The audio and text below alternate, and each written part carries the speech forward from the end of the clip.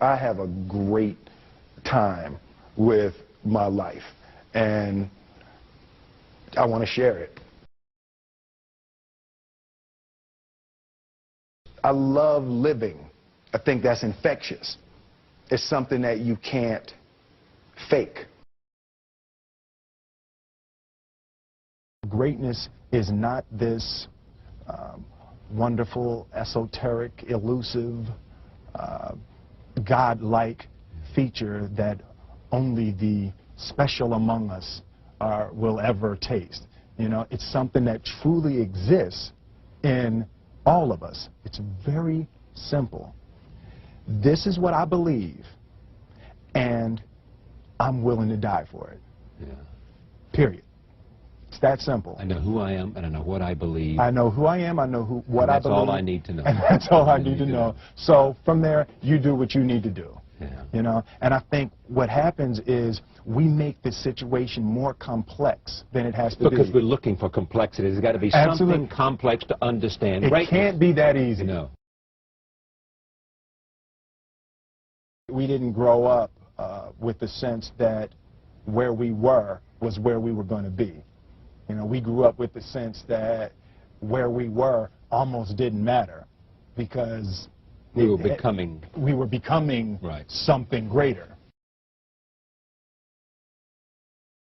The separation of talent and skill is one of the greatest misunderstood concepts for people who are trying to excel, who have dreams, that want to do things. Talent you have naturally. Skill is only developed by hours and hours and hours of beating on your craft. I've never really viewed myself as particularly talented. Where I excel is ridiculous, sickening work ethic. You know, while the other guy's sleeping, I'm working. While the other guy's eating, I'm working. I realized very, very young that there's no easy way around it. No matter how talented you are, your talent is going to fail you if you're not skilled. You know, if you don't study, if you don't work really hard and dedicate yourself to being better every single day, you'll never be able to communicate with people, with your artistry, the way that you want. So the only thing